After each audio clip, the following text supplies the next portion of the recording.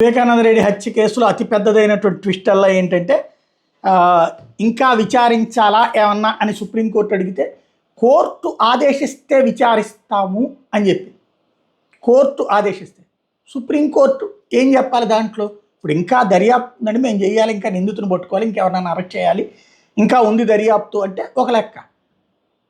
అలాగే మా దగ్గర ఉంది, ఇంకా ఈ పాయింట్స్ని పట్టుకోవాలని ఏం చెప్పాల, కోర్టు ఆదేశిస్తే విచారిస్తాము అని చెప్పి.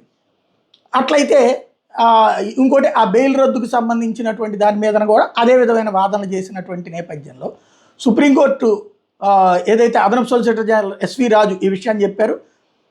వివేకానంద రెడ్డి కేసు మీద కేసులో ఇంకా దర్యాప్తు చేయాలని పిటిషనర్ కోరుతున్నారు, అందుకు కోర్టు తగిన ఆదేశాలు ఇస్తే దర్యాప్తు కొనసాగించే సిబిఐ సిద్ధంగా ఉందని చెప్పుకొచ్చారు.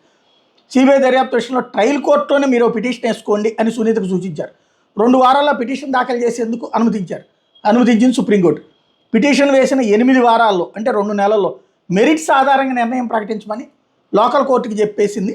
ట్రయల్ కోర్టు నిర్ణయం వచ్చేంత వరకు అన్ని బెయిల్ రద్దు పిటిషన్లను కూడా విచారణ కూడా వాయిదా వేసేసింది సుప్రీంకోర్టు. అంటే ఇక ట్రయల్ కోర్టు చెప్పాలి, ఇంకా ఈ అంశాల మీద ఏమైనా విచారించమని ట్రయల్ కోర్టు చెప్తే జరుగుతుంది.